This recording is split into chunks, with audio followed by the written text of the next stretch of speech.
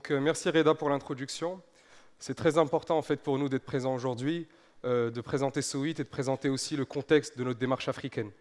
Sowit est une entreprise qui produit des outils d'aide à la décision pour les agriculteurs en Afrique. Qu'est-ce que ces outils font? Ils aident les agriculteurs à optimiser leurs opérations et maximiser leur rendement. Optimiser une opération, c'est par exemple aider un agriculteur à décider d'une quantité d'engrais pour faire une économie, ou par exemple l'aider tout simplement à prévoir sa date de récolte, pour avoir la bonne qualité qui lui permet de se positionner sur le marché. Quand on fait Sowit avec mon cofondateur et quand on le fait avec l'équipe, on le fait pour plusieurs raisons. La première, effectivement, ce n'est pas pour la beauté du geste. On fait Sowit parce qu'il y a un marché africain, et ce marché africain, aujourd'hui, il est estimé à plus de 2 milliards d'euros, comme le dit Hervé, sauf que les projections en 2050 l'amènent à 30-40 milliards. Donc on est sur un marché qui reconfigure l'ensemble de la chaîne de valeur agro-industrielle, que ce soit les agrochimistes, les semenciers, les producteurs de phytosanitaires. On a la conviction que ce segment-là est révolutionnaire pour l'ensemble de la chaîne. Ce premier niveau de raisonnement, effectivement, il vise à créer un leader continental, un cœur africain, mais une vocation clairement internationale. Parce que déjà, le deuxième niveau de raisonnement, c'est l'impact. Quand on vit avec les agriculteurs, parce que nous ne sommes que des facilitateurs, c'est les agriculteurs qui ont le savoir. On ne fait que traduire dans des algorithmes, dans des règles de décision, des pratiques qui sont des pratiques ancestrales. Quand vous rencontrez un agriculteur qui a 40 ans de culture, vous n'allez pas lui apprendre grand-chose. Par contre, quand vous en rencontrez 100 qui cultivent la même culture et qui chacun ont accumulé un certain nombre de pratiques, en mettant en relation les différentes pratiques, en cherchant les plus optimales, vous amenez les 100 à un meilleur niveau. La finalité de tout ce travail-là, en réalité, est bien plus fondamentale. La finalité, c'est de porter une vision pour le monde. L'Afrique, aujourd'hui, a souvent été taker de technologie, souvent du copy-paste des acteurs européens, occidentaux, qui sont venus avec des choses et qui ne fonctionnaient pas toujours très bien. Pour une raison très simple, c'est l'ancrage sur le terrain. Toutes nos solutions sont construites avec l'agriculteur. Notre seule valeur, c'est d'itérer extrêmement rapidement, c'est-à-dire d'être capable de mesurer la vie de l'agriculteur, de mesurer la valeur ajoutée qu'on apporte et de revenir et de reconstruire notre produit.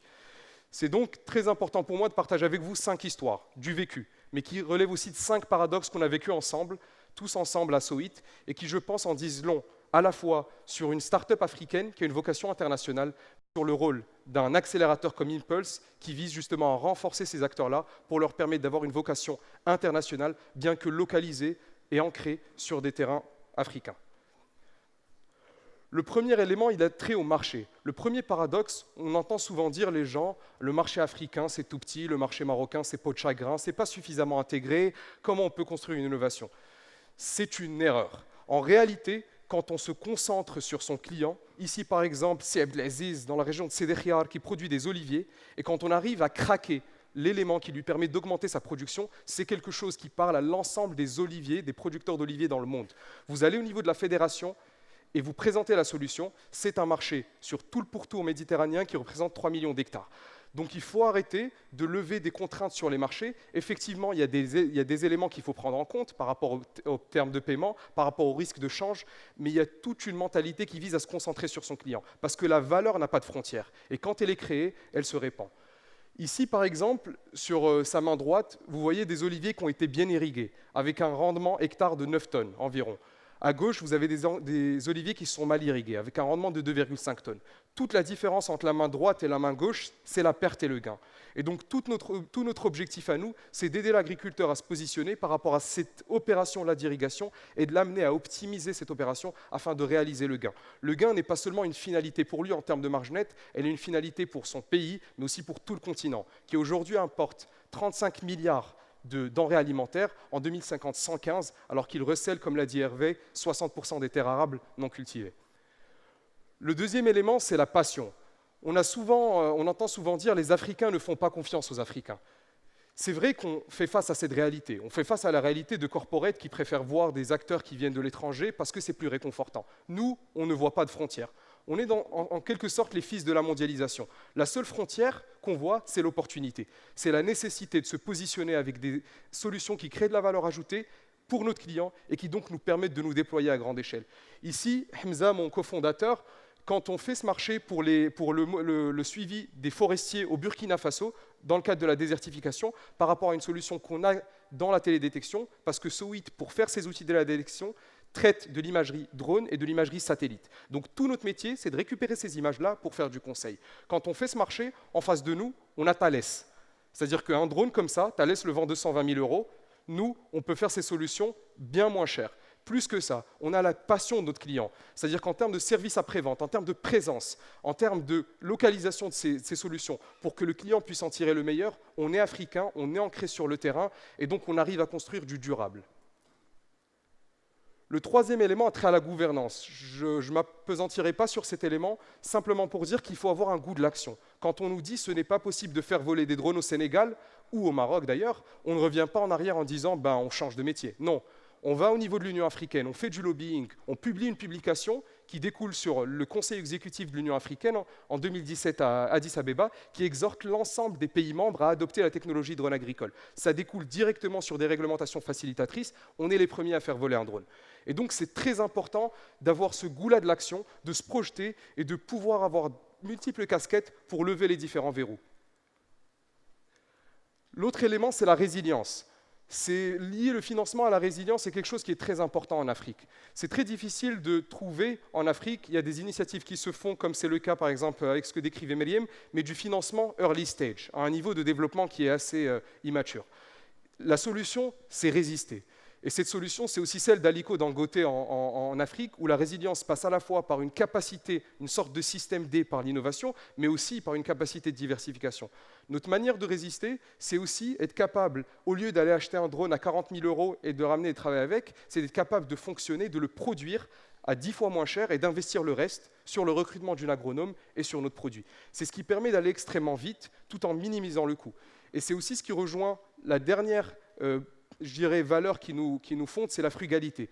C'est-à-dire qu'on essaye au maximum de travailler avec parcimonie. 1 € investi doit générer 15 €. Ça, c'est extrêmement important. On a une culture de faire les choses avec le minimum. Et du coup, comme vous voyez ici, là, il y a toute l'équipe qui était réunie au Salon international de l'agriculture de Meknes. Ce salon-là est très important pour nous. C'est une fenêtre aussi de marché où on rencontre les différents agriculteurs. En réalité, quand vous faites un salon de l'agriculture de Meknes, si vous êtes une grande entreprise, si vous êtes l'OCP par exemple, il vous coûte quelques millions de dirhams, ce qui est normal, parce que c'est une fenêtre sur l'ensemble du monde agricole. Quand vous le faites avec une dimension de frugalité, avec une dimension d'efficience, il peut vous coûter, disons, 100 fois moins cher. C'est très important, pas seulement pour le coût, mais pour mobiliser des ressources qui sont efficaces, qui sont ancrés aussi sur le terrain et passionnés par l'aventure qu'on leur offre. Toute cette équipe que vous voyez ici et d'autres personnes qui sont aujourd'hui, en réalité, ne participent pas à une aventure strictement orientée sur le profit. Ils participent à reconfigurer un changement, à reconfigurer une vision et à amener l'Afrique à penser autrement le monde. Quand on voit par exemple M-Pesa au Kenya, 30% de la masse monétaire kenyane transite aujourd'hui par le mobile money. Quand on voit aujourd'hui le marché, par exemple, du retail, c'est-à-dire la distribution, il pèse plus de 1000 milliards en Afrique, et on a des acteurs comme en Angola qui déjà prennent des parts de marché qui sont assez intéressantes. Tout ça pour dire en réalité que ce qui fonde, quand Reda nous contacte pour parler de notre expérience, ce qui fonde notre expérience en Afrique, c'est d'abord le cœur. C'est d'abord la volonté de prouver que l'Afrique peut construire un avenir, peut se construire un avenir et peut construire une autre vision du monde. Et donc, l'une des choses qui sont fondatrices par rapport à cette vision, c'est quand on va au Sénégal avec Hamza, on rencontre une agricultrice qui fait des manguiers. Et donc, elle plante des manguiers, elle a un certain nombre dans la région de Nemading, dans le sud, à côté de Toubacouta, elle fait un certain nombre de manguiers, et donc elle appelle un consultant qui lui dit en réalité, vos manguiers, il n'y en a pas assez par hectare, il faut augmenter la densité, il faut creuser plus pour tirer plus d'eau, de manière à augmenter le rendement. Et ce que l'agricultrice lui répond, c'est que cette manière de faire l'agriculture est contraire à ma tradition. Et c'est vraiment ça qui est fondamental, c'est que l'Afrique, elle porte une vision pour le monde, une vision où il y a une symbiose entre la manière de concevoir l'agriculture, entre la nature, entre les écosystèmes. Et c'est cette vision qu'on veut faciliter, parce qu'on ne pense pas que cette vision est seulement une vision d'impact, c'est aussi une vision de profit. Quand on pense qu'aujourd'hui, il y a des marchés de denrées alimentaires qui pèsent 300 milliards en Afrique et qui sont amenés à toucher le trillion en 2050, on voit toute la portée de l'enjeu. Quand on sait que ce marché d'agriculture de précision est chiffré par Goldman Sachs à hauteur de 2050 à 240 milliards, on voit toute la portée de l'opportunité. Mais cette opportunité ne pourra être réalisée que si elle est en accord avec une vocation plus profonde, celle d'une Afrique qui affirme sa voix au sein des concerts des nations, et celle de start-up comme nous qui affirment le voix au sein de concerts des innovations. Merci.